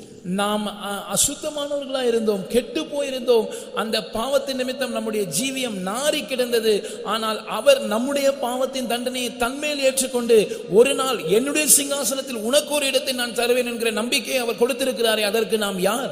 He is reminding us today, yes, I am the one, I am the hope of Israel, I am your hope, I am the fountain of living waters. இன்றைக்கு அவர் நமக்கு ஞாபகப்படுத்துகிறார், நானே இஸ்ரவேலின் நம்பிக்கையா இருக்கிறேன், நானே உனக்கு ஜீவ தண்ணீரின் ஊற்றா இருக்கிறேன். He promises you that if you will continue to seek him, நீங்கள் தொடர்ந்து அவரை தேடுவீர்கள் என்றால் அவர் உங்களுக்கு என்ன வாக்கு பண்ணுகிறார்? The word of God says that glorious high throne is also called his kingdom. அவருடைய அந்த உயர்ந்த மகிமையான சிங்காசனம் அவருடைய ராஜ்யம் என்றும் அழைக்கப்படுவதாக நாம் கர்த்தருடைய வசனத்தில் வாசிக்கிறோம். We read the Lord Jesus spoke of the kingdom of God first in Mark's Gospel chapter 9. இயேசு முதலாவதாக தேவனுடைய ராஜ்யத்தை குறித்து பேசுவதை மார்க்கு சுவிசேஷம் 9ஆம் அதிகாரத்தில் நாம் படிக்கிறோம். Mark's Gospel, here we read in the 9th chapter, the first verse, there be, verily I say unto you that there be some here that stand here which shall not taste of death till they have seen the kingdom of God come with power. Mark சுவிசேஷம் 9ஆம் அதிகாரம் 1ஆம் வசனத்தில் அங்கே கூடியிருந்தவர்களை நோக்கி அவர் சொல்லுகிறார், இங்கே நிற்கிறவர்களில் சிலர் தேவனுடைய ராஜ்யம் பலத்தோடு வருவதை காணும் முன் மரணத்தை ருசி பார்ப்பதில்லை என்று மெய்யாகவே உங்களுக்கு சொல்லுகிறேன். The kingdom of God came with power for some of them who are still alive. That was after Jesus died and rose again, and the 10th day after he rose again, on the day of Pentecost, the Holy Spirit came down and filled their hearts. That was when the kingdom of God came with power. இயேசு இந்த வார்த்தைகளை சொல்லும்போது இருந்த சிலர் இந்த தேவனுடைய ராஜ்யம் வருவதை பலத்தோடு வருவதை அவர்கள் கண்டார்கள். அது எப்பொழுது வந்தது என்று சொன்னால், இயேசு உயிர்த்தெழுந்து பரமேறி போய் 10 நாட்களுக்கு பிற்பாடு அந்த பெந்தெகோஸ்தே நாளில் பரிசுத்த ஆவியானவர் ஊற்றப்பட்ட போது தேவனுடைய ராஜ்யம் பலத்தோடு அவர்களுக்குள் இறங்கி வந்தது. That's why the Lord Jesus said in Luke chapter 17, Lucas விசேஷம் 17ஆம் அதிகாரத்தில் கர்த்தராகிய இயேசு இப்படி சொன்னார். verse 20 and 21, he says, the kingdom of God is within you. தேவனுடைய ராஜ்யம் உங்களுக்குள் இருக்கிறது என்று 17ஆம் அதிகாரம் 21ஆம் வசனத்தில் அவர் சொன்னார். I explained to you earlier that this glorious high throne is also called as the kingdom of God. நான் முன்னமே உங்களுக்கு சொன்னது போல தேவனுடைய உயர்ந்த மகிமையான சிங்காசனம் என்பது தேவனுடைய ராஜ்யத்தையும் அது குறிக்கிறது. Is that place of his sanctuary, that place. அதுதான் அவருடைய பரிசுத்த ஸ்தானமாய் இருக்கிறது. அது ஒரு இடம், ஸ்தானம். So now God says the kingdom of God, Jesus said the kingdom of God is within you when you receive the Holy Spirit. இங்கே இயேசு சொல்லுகிறார், நீங்கள் பரிசுத்த ஆவியை பெற்றுக்கொள்ளும்போது அந்த தேவனுடைய ராஜ்யம் உங்களுக்குள் இருக்கிறது. So in other words, that glorious high throne spiritually starts in your heart. மறு வார்த்தையில் பரிசுத்த ஆவியின் அபிஷேகத்தை பெறும்போது ஆவிக்குரிய பிரகாரமாக அந்த உயர்ந்த மகிமையுள்ள சிங்காசனம் நம்முடைய ஜீவியத்தில் ஆரம்பிக்கிறது. So when he comes into your life with power, with the sign of speaking in tongues, அந்த தேவனுடைய ராஜ்யம் அல்லது அபிஷேகம் வல்லமையோடு உங்களுக்குள் வரும்போது, பரிசுத்த ஆவியின் அபிஷேகம் அந்நிய பாஷை அடையாளத்தோடு கூட உங்களுக்குள் வரும்போது, the word of God says that he gives you a glorious rest. வேத வசனம் நமக்கு சொல்லுகிறது என்னவென்றால், தேவன் நமக்கு ஒரு மகிமையான இளைப்பாறுதலை அந்த அபிஷேகத்தின் மூலமாக கொடுக்கிறார். So he is giving you a glorious rest. அவர் உங்களுக்கு ஒரு மகிமையான இளைப்பாறுதலை கொடுக்கிறார்.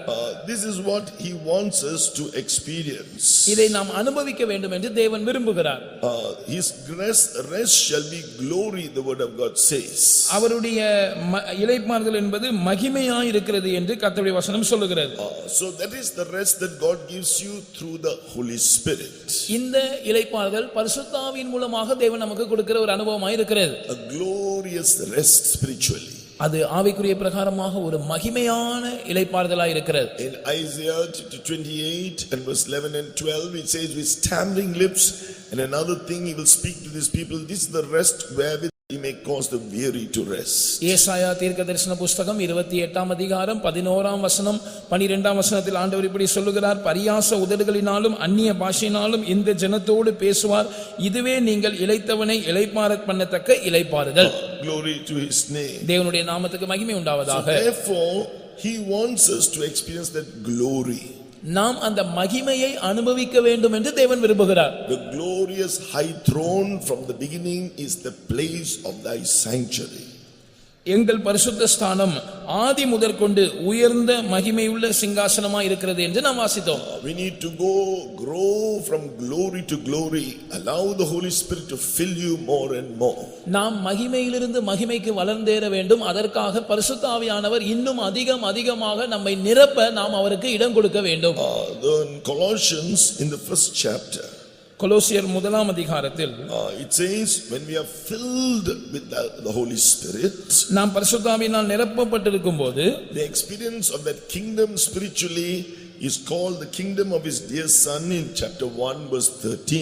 அந்த தேவனுடைய ராஜ்யத்தின் அனுபவத்தை நாம் பெறுகிறோம். அந்த தேவனுடைய ராஜ்யம் கொலோசியர் 1ஆம் அதிகாரம் 13ஆம் வசனத்தில் அவருடைய அன்பின் குமாரனின் ராஜ்யம் என்று சொல்லப்பட்டிருக்கிறது. Verse 12, and he is making us meet fit to be partakers of the saints in light, the saints who are sanctified through faith.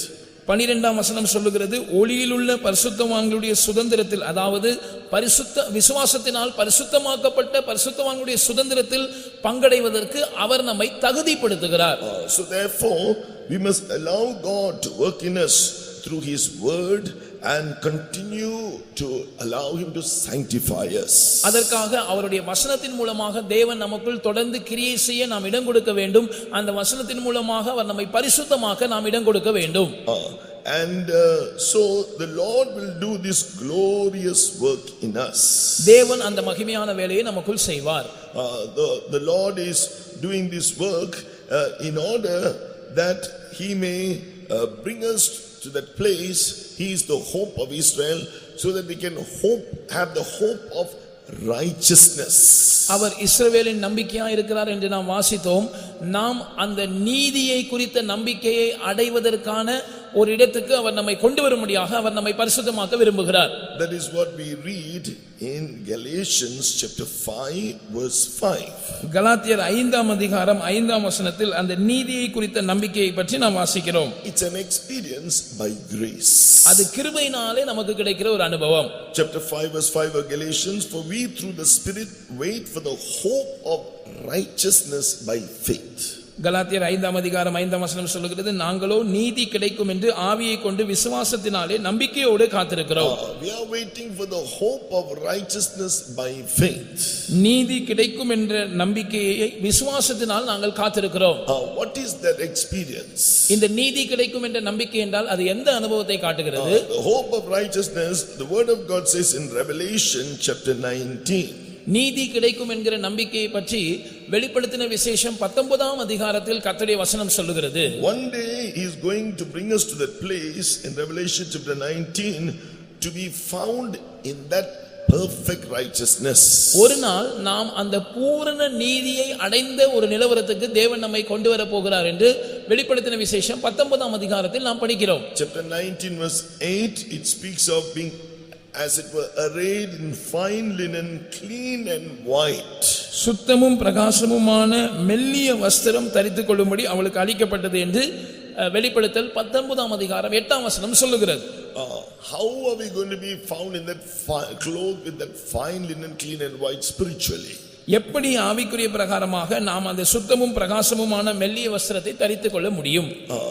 So the Lord Jesus, we see he came to that place. He fulfilled all righteousness. Jesus spoke about that when he took baptism. That was one step to fulfill all righteousness or to perfect that righteousness. இந்த பரிபூர்ண நீதியை அடைந்த நிலவரத்துக்கு கர்த்தராகிய இயேசு கிறிஸ்து முதலாவது கடந்து வந்தார். அவர் தண்ணீர் ஞானஸ்நானம் எடுக்கும்போது அந்த தேவ நீதியை நிறைவேற்ற ஆரம்பித்தார். அதுதான் தேவ நீதியை நிறைவேற்றுவதற்கான முதல் படியா இருக்கிறது. அதுதான் அவர் ஞானஸ்நானம் எடுக்கும்போது இப்படி எல்லா நீதியையும் நிறைவேற்றுவது நமக்கு ஏற்றதா இருக்கிறது என்று சொன்னார். அப்படியே அவர் முழுமையாக பரிபூர்ணமாக தேவ நீதியை நிறைவேற்றினார். We experience by the work of righteousness in us by faith from repentance. நாம் அந்த நீதியின் கிரியையை மனம் திரும்புதலிலிருந்தே விசுவாசத்தினாலே அனுபவித்து வருகிறோம். Then another step of fulfilling the righteousness of God is in the truth of water baptism in Matthew chapter 3 verse 15. தேவனுடைய நீதியை நிறைவேற்றுவதன் அடுத்தபடிதான் தண்ணீர் ஞானஸ்நானத்தின் சத்தியத்தில் தேவனுக்கு கீழ்ப்படிவதாய் இருக்கிறது. மத்தேயு 3ஆம் அதிகாரம் 15ஆம் வசனத்தில் அதை பற்றி வாசிக்கிறோம். He kept on fulfilling all the will of God step by step. அதற்கு பிற்பாடு படிப்படியாக தேவனுடைய முழுமையான சித்தத்தை இயேசு நிறைவேற்றிக் கொண்டே வந்தார். So if we want to inherit that we possess that inheritance that God is giving us, தேவன் நமக்கு கொடுக்கிறதான சுதந்திரத்தை நாமும் கூட சுதந்தரித்துக் கொள்ள வேண்டும் என்று தேவன் விரும்புகிறார். that glorious high throne, அதாவது அந்த மகிமையான சிங்காசனத்தை நாம் சுதந்தரித்துக் கொள்ள வேண்டும் என்று அவர் விரும்புகிறார். to be clothed, to have the hope of righteousness. அதற்காக நாம் நீதி கிடைக்கும் என்கிறதான அந்த நம்பிக்கையை பெற்றுக்கொள்ள வேண்டும். We need to be those who will be worthy to be clothed in fine linen. சுத்தமும் பிரகாசமுமான மெல்லிய வஸ்திரம் தரித்துக் கொள்ள தகுதியானவர்களாக நாம் மாற்றப்பட வேண்டும். What did the Lord Jesus do? கர்த்தராகிய இயேசு என்ன செய்தார்? To fulfill all righteousness. அதாவது இந்த எல்லா நீதியையும் நிறைவேற்றுவதற்கு அவர் என்ன செய்தார்? According to Isaiah chapter 53 verse 10. ஏசாயா 53ஆம் அதிகாரம் 10ஆம் வசனத்தின்படி, Yet it pleased the Lord to bruise him. பிதாவாகிய தேவன் அவரை நொறுக்குவதற்கு சித்தம் கொண்டார். In Tamil it says it pleased the Father, or it was the will of the Father. Tamil வேதாகமத்திலே அவரை நொறுக்குவது பிதாவாகிய தேவனுக்கு சித்தமாய் இருந்தது என்று எழுதப்பட்டிருக்கிறது. So if you want to be found in that perfect righteousness, you must learn through the will of God. நீங்கள் அந்த பரிபூர்ணமான நீதியை அடைந்த இடத்துக்கு கடந்து வர வேண்டுமானால் நீங்கள் தேவ சித்தம் செய்வதன் மூலமாக தான் அங்கே கடந்து வர முடியும். So God wants you to learn to do the will of God day by day. ஒவ்வொரு நாளும் நீங்கள் தேவனுடைய சித்தத்தை செய்வதற்கு கற்றுக்கொள்ள வேண்டும் என்று தேவன் விரும்புகிறார். So day by day we need to be those who are doing his will. ஒவ்வொரு நாளும் நாம் தேவனுடைய சித்தத்தை செய்கிறவர்களாக மாற வேண்டும். So as we do the will of God, it is not our own works, it is by grace. நாம் தேவனுடைய சித்தத்தை செய்வது நம்முடைய சொந்த கிரியைகளினால செய்ய முடியாது, கிருபையினால தான் செய்ய முடியும். That is what in Galatians the 5th chapter verse 4 says, it's all by grace. எனவேதான் கலாத்தியர் 5ஆம் அதிகாரம் 4ஆம் வசனம் சொல்லுகிறது, அது எல்லாம் கிருபையினாலே தான் சாத்தியமாகும். It's all by grace. அது எல்லாம் கிருபையினால் தான் சாத்தியமாகிறது. This righteousness is through a faith that works by love. இந்த நீதியை நாம் அடைந்து கொள்வது அன்பினால் கிரியை செய்கிற விசுவாசத்தினால் தான் நாம் அதை அடைந்து கொள்கிறோம். That's in Galatians chapter 5 verse 6. அதை கலாத்தியர் 5ஆம் அதிகாரம் 6ஆம் வசனத்தில் நாம் படிக்கிறோம். What kind of love? அது எப்படிப்பட்ட அன்பு? A sacrificial love. A love that sacrifices the self. அது ஒரு தியாகமான அன்பு, அதாவது சுயத்தை தியாகம் செய்கிற அன்பு. The other righteousness is called self-righteousness. Loving ourselves, we try to do so many things for God. இன்னொரு நீதி இருக்கிறது, அந்த நீதி சுயநீதி என்று சொல்லப்படுகிறது. அதாவது நாம் நம்மை நேசித்துக் கொண்டு தேவனுக்கென்று பல காரியங்களை செய்ய பிரயாசப்படுகிறோம். That will make us to be defiled. அது நம்மை தீட்டுப்படுத்தும். That will be our own works, not fine linen. அது நம்முடைய சொந்த கிரியைகளாக இருக்கும். அது சுத்தமும் பிரகாசமுமான மெல்லிய வஸ்திரமா இருக்காது. Bible calls it being clothed with, as it were, with wool, making you to sweat your own works. அது தோலினாலே மூடப்பட்ட ஒரு அனுபவத்துக்கு ஒப்பாக வேதம் சொல்லுகிறது.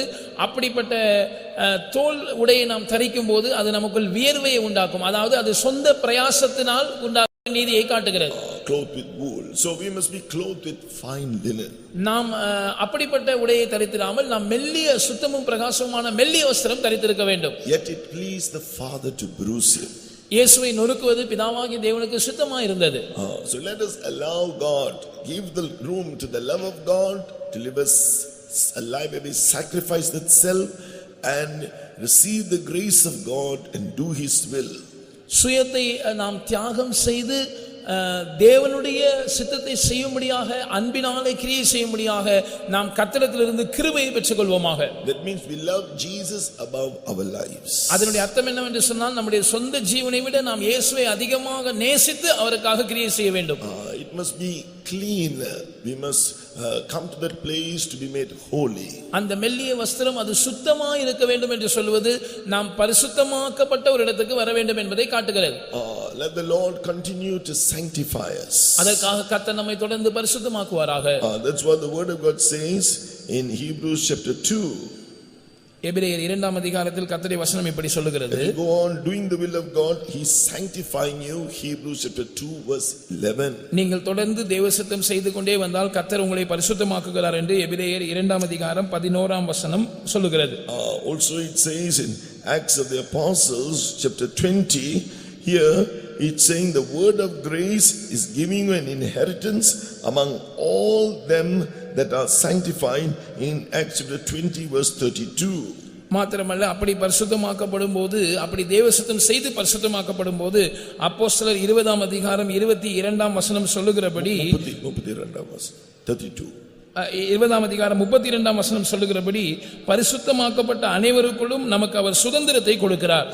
So let the word take heed to the word of grace. He will go on as you do the will of God. In the midst of suffering, it won't be difficult because of the love of God and because of the grace of God. நாம் அந்த கிருபை உள்ள வசனத்துக்கு நம்மை ஒப்புக்கொடுத்து அந்த வசனம் நமக்கு வெளிப்படுத்துகிறபடி தேவனுடைய சித்தத்தை தொடர்ந்து செய்து கொண்டே வந்தால் அங்கே நமக்கு பாடுகள் இருக்கும், ஆனால் அது நமக்கு கஷ்டமாக இருக்காது. ஏனென்று சொன்னால் தேவனுடைய கிருபையும் தேவனுடைய அன்பும் அதை நமக்கு லகுவாக மாற்றி தரும். Then fine linen, if you perfect the righteousness, it is like being clothed in fine linen that is bright. அடுத்ததாக அந்த மெல்லிய வஸ்திரத்தை குறித்து நாம் வாசிக்கிறோம். அது முதலாவது சுத்தமானது, அடுத்ததாக அது பிரகாசமானது. So white, இல்லாவிட்டால் அது வெண்மையானது என்று சொல்லலாம். What is the meaning of being white? வெண்மையான அனுபவம் என்றால் என்ன? Through faith, through love, through the grace of God, believing what Jesus finished on the cross of Calvary, his works. விசுவாசத்தினாலும் அன்பினாலும் தேவ கிருபையினாலும் இயேசு நமக்காக செய்து முடித்த கிரியையை நாம் விசுவாசித்து, we don't have to do any works, he has finished the works, you just believe it and take it by faith. நாம் அதற்காக எந்த கிரியையும் செய்ய தேவையில்லை, அவர் எல்லாவற்றையும் செய்து முடித்து விட்டார். விசுவாசத்தினாலே அதை நாம் சொந்தமாக்கி கொள்ள வேண்டும். Clean white, what is the meaning of that fine linen white? அந்த மெல்லிய வஸ்திரம் அது சுத்தமானதாகவும் அடுத்ததாக பிரகாசமானதாகவும் அல்லது வெண்மையாகவும் இருந்தது என்றால் அந்த வெண்மையின் அர்த்தம் என்ன? Revelation chapter 5, through righteousness we come to a place believing in his righteousness, trusting in his righteousness, all that he has done, we claim it by faith and live an overcoming life. கலாத்தியர் 5ஆம் அதிகாரத்தில் நாம் படிக்கிறோம். அந்த Revelation 3:5 வெளிப்படுத்தின விசேஷம் 3ஆம் அதிகாரம் 5ஆம் வசனத்தில் நாம் படிக்கிறோம்.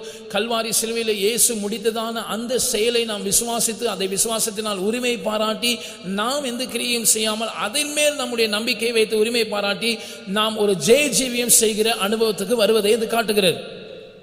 How do we do that? எப்படி நாம் அதை அந்த இடத்துக்கு வர முடியும்? That's what we did this morning during the time of worship. அதைத்தான் இந்த காலை வேளையிலே ஆராதனை நேரத்திலே நாம் செய்து கொண்டிருந்தோம். That's the experience of the throne of God. அதுதான் தேவனுடைய சிங்காசனத்தின் அனுபவம். We read that also in Revelation chapter 21. அதை குறித்து வெளிப்படுத்தல் 21ஆம் அதிகாரத்திலும் நாம் வாசிக்கிறோம்.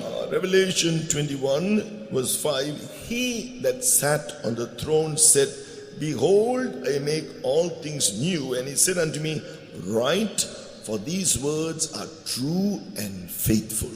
சிங்காசனத்தின் மேல் வீற்றிருந்தவர் இதோ நான் சகலத்தையும் புதிதாக்குறேன் என்றார்.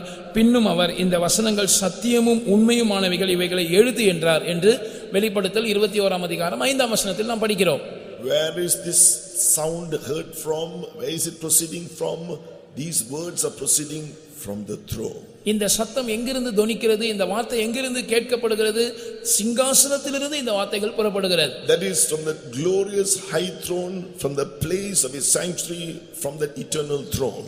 அதாவது அவருடைய உயர்ந்த மகிமையுள்ள சிங்காசனத்திலிருந்து, தேவன் இருக்கிற இடமாகிய அந்த பரிசுத்த ஸ்தானத்திலிருந்து, அவருடைய நித்தியமான சிங்காசனத்திலிருந்து இந்த வார்த்தைகள் புறப்பட்டு வருகிறது. Behold, I make all things new. இதோ நான் சகலத்தையும் புதிதாக்குகிறேன்.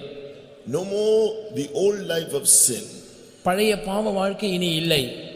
No more giving room to that devil who is the old serpent. அந்த பழைய பாம்பாகிய பிசாசுக்கு இடம் கொடுக்கிற அனுபவம் இனி இல்லை. All things are new. எல்லாம் புதிதாக்கப்பட்டிருக்கிறது. In Christ, if any man is in Christ, he is a new creation. All all things are new. ஒருவன் கிறிஸ்துவுக்குள் இருந்தால் அவன் புது சிருஷ்டியா இருக்கிறான், சகலமும் புதிதாயின. Every day his words, his counsels, they are new like manna. ஒவ்வொரு நாளும் மன்னாவை போல அவருடைய வார்த்தைகள் அல்லது அவருடைய ஆலோசனைகள் புதியவைகளாய் இருக்கின்றன. God is sending the glorious gospel from his throne. Everything that comes from the throne, even this morning, even last night, even yesterday morning, all that's coming from the throne, it is new. தேவன் தம்முடைய சிங்காசனத்திலிருந்து வெளிப்படுத்துகிற ஒவ்வொரு வார்த்தையும் ஆலோசனையும் இன்றைக்கு காலையில் அவர் வெளிப்படுத்துகிற ஆலோசனையா இருந்தாலும் சரி, நேற்றைக்கு காலையிலும் மாலையிலும் நாம் கேட்ட ஆலோசனைகளா இருந்தாலும் சரி, அவைகள் புதியவைகளா இருக்கின்றன. What is that called? அது எப்படி அழைக்கப்படுகிறது? That is called in 2 Corinthians chapter 4 verse 4 the glorious gospel. 2 கொரிந்தியர் 4 அதிகாரம் 4 வசனத்தில் அது மகிமையான சுவிசேஷம் என்று அழைக்கப்படுகிறது. These words are true and faithful. இந்த வசனங்கள் உண்மையும் சத்தியமுமானவைகள். Verse 6 of Revelation 21, he that sat on the throne said, behold, I am, he said, it is done. I am Alpha and Omega, the beginning and the end. 21 அதிகாரம் 6 வசனத்தில் சிங்காசனத்தில் வீற்றிருக்கிற தேவன் சொல்லுகிறார், ஆயிற்று, நான் அல்பாவும் ஒமேகாவும் ஆதியும் அந்தமுமாய் இருக்கிறேன். On the cross Jesus said the same words, it is finished. Kalvari சிலுவையிலே இதே வார்த்தையை ஆயிற்று அல்லது முடிந்தது என்கிற வார்த்தையை இயேசு சொன்னார்.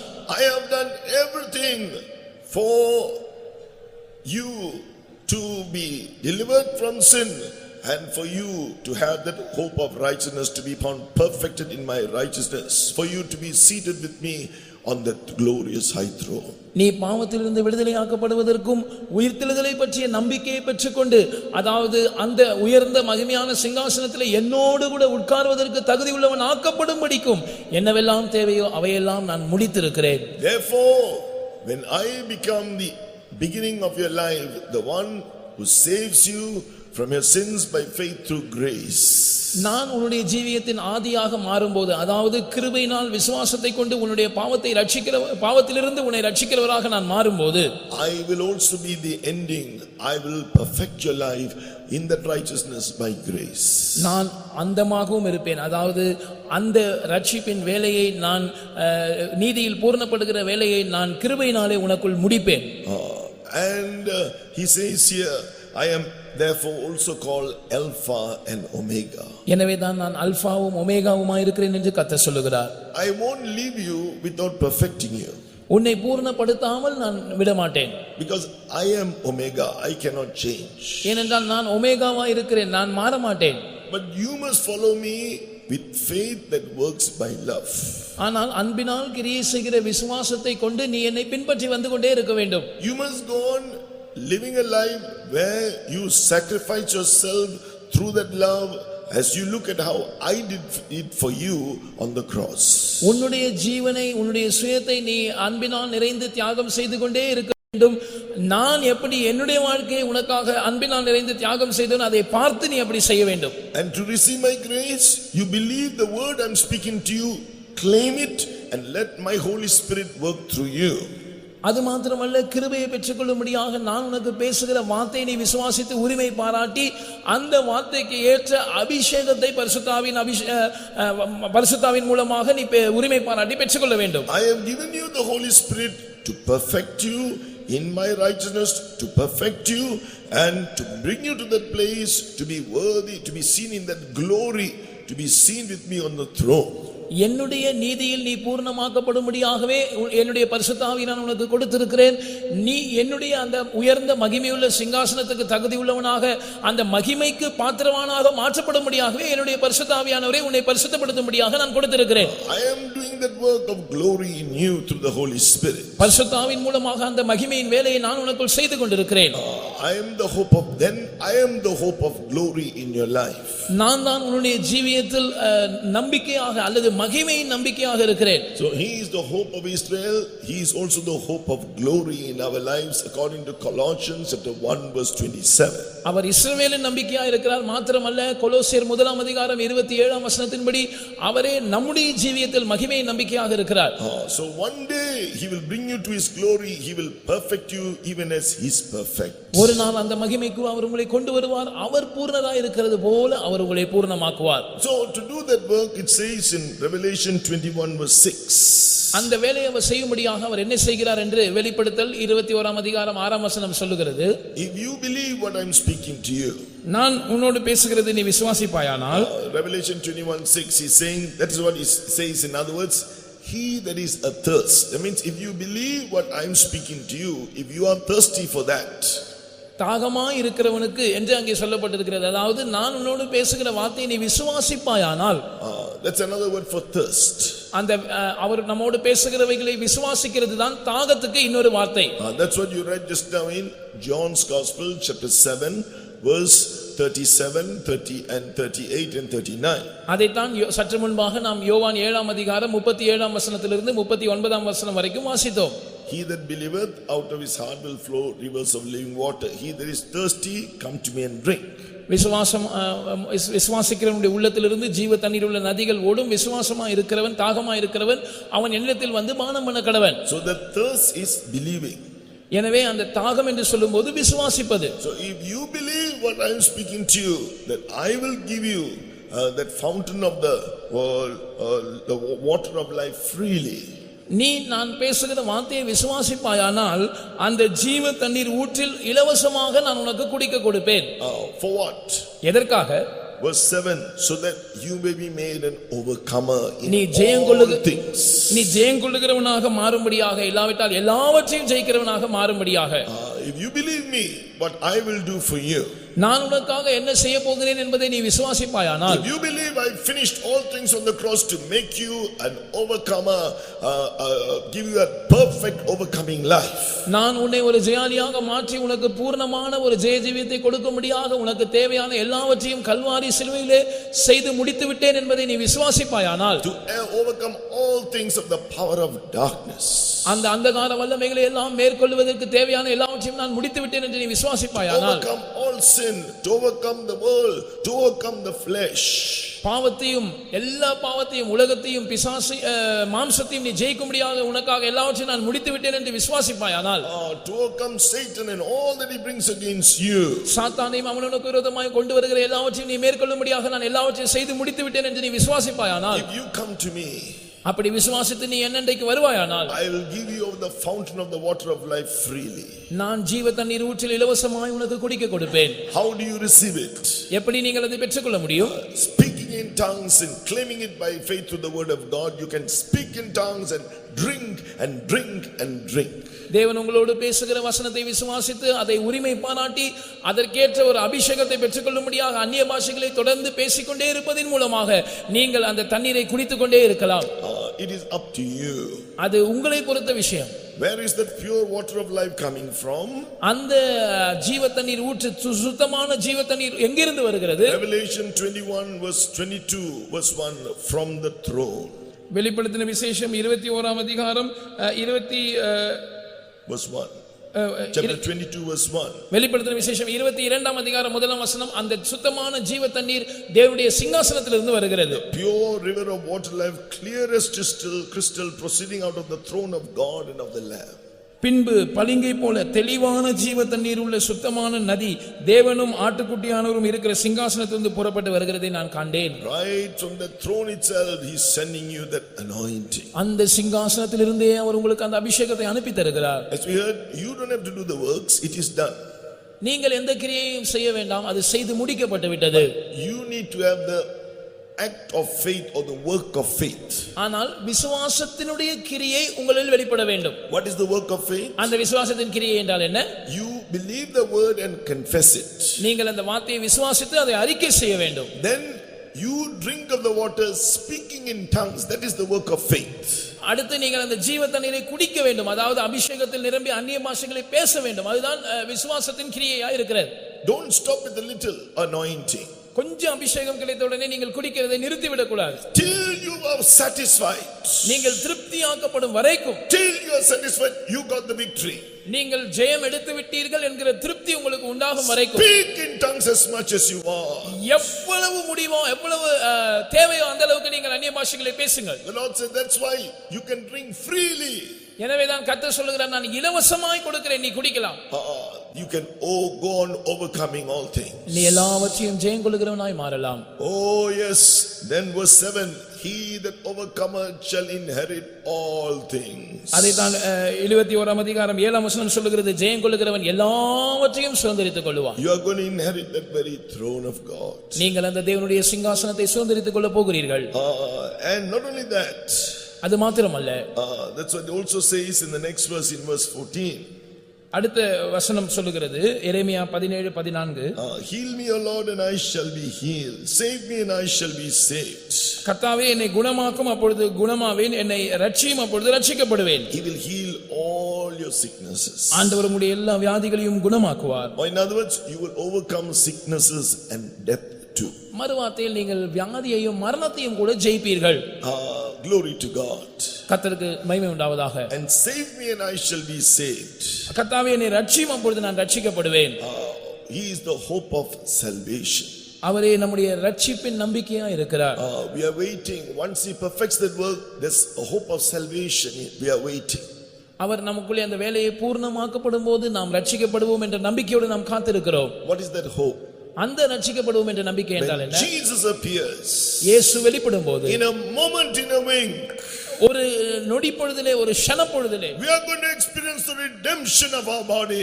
நம்முடைய சரீரமின்மாகிய ரட்சிப்பை நாம் பெற்றுக்கொள்ள போகிறோம். This vile body is going to be changed like unto his glorious body. இந்த அற்பமான சரீரம் அவருடைய மகிமையான சரீரத்துக்கு ஒப்பாக மறுரூபமாக்கப்படும்.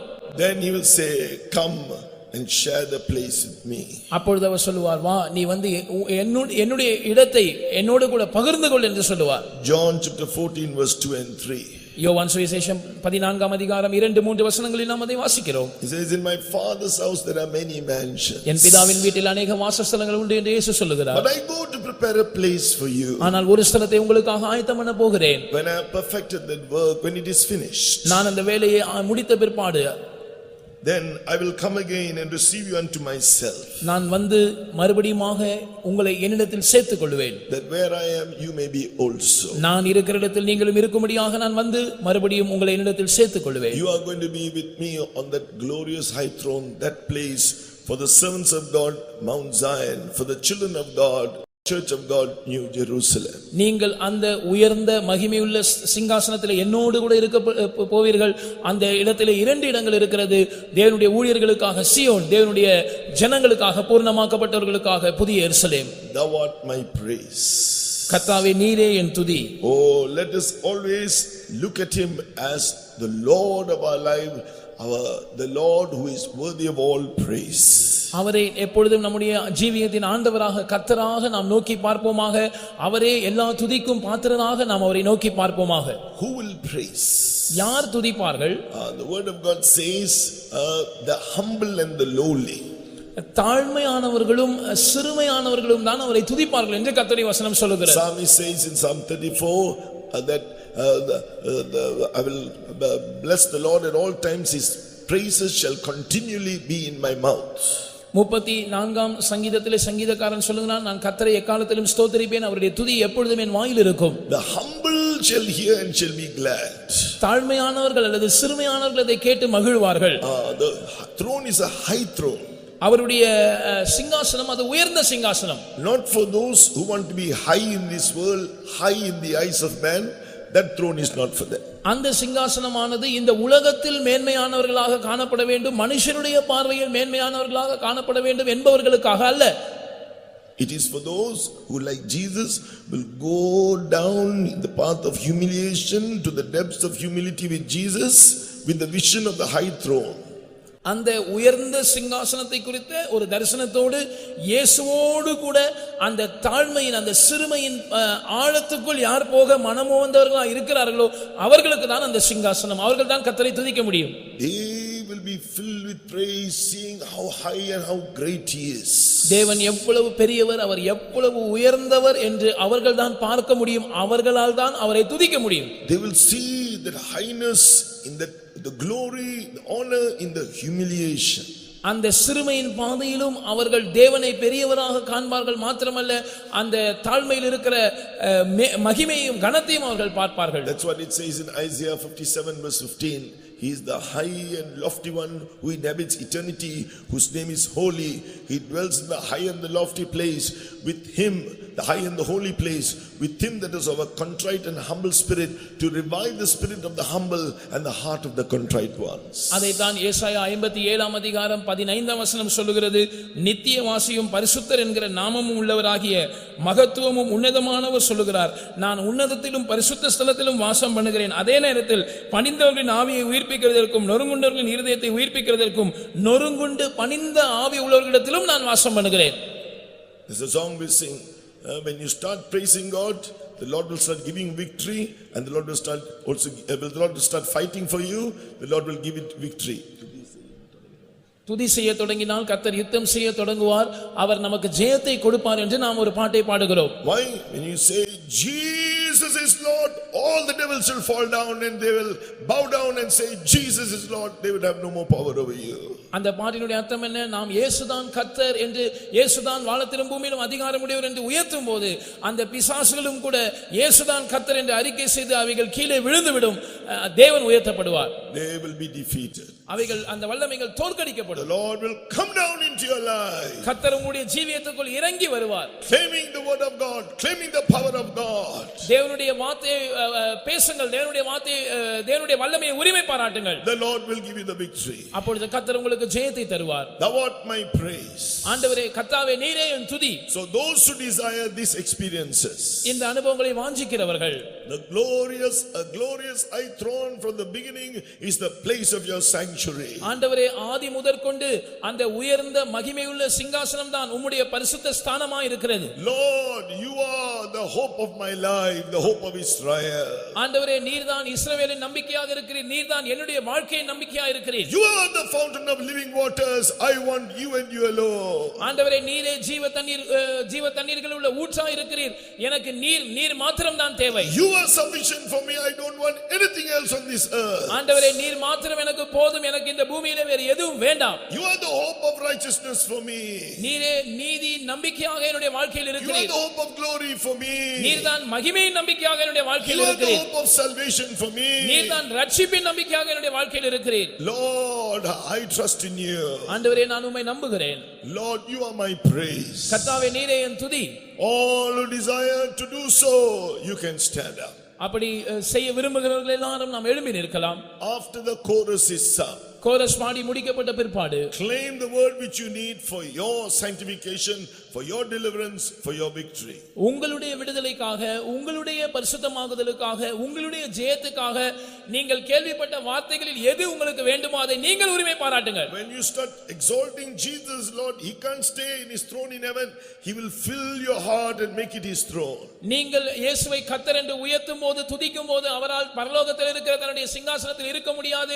அவர் உங்களுடைய இருதயத்துக்குள் இறங்கி வந்து அந்த இருதயத்தை தம்முடைய சிங்காசனமாக மாற்றுவார். He will fight for you. அவர் உங்களுக்காக யுத்தம் பண்ணுவார். Shall we praise God? நாம் கர்த்தரை ஸ்தோத்திரிப்போமாக. Amen. Oh, துதி செய்ய தொடங்கினார், கர்த்தர் யுத்தம் செய்ய தொடங்குவார். துதி செய்ய தொடங்கினார், கர்த்தர் யுத்தம் செய்ய தொடங்குவார். அஸ்திபாரம் அசைந்திடும், சாத்தான் அஸ்திபாரம் அசைந்திடும். அஸ்திபாரம் அசைந்திடும், சாத்தான் அஸ்திபாரம் அசைந்திடும். துதி செய்ய தொடங்கினார், கர்த்தர் யுத்தம் செய்ய தொடங்குவார். துதி செய்ய தொடங்கினார், கர்த்தர் யுத்தம் செய்ய தொடங்குவார். அஸ்திபாரம் அசைந்திடும், சாத்தான் அஸ்திபாரம் அசைந்திடும். அஸ்திபாரம் அசைந்திடும், சாத்தான் அஸ்திபாரம் அசைந்திடும். துதி செய்ய தொடங்கினார், கர்த்தர் யுத்தம் செய்ய தொடங்குவார். துதி செய்ய தொடங்கினார், கர்த்தர் யுத்தம் செய்ய தொடங்குவார். அஸ்திபாரம் அசைந்திடும், சாத்தான்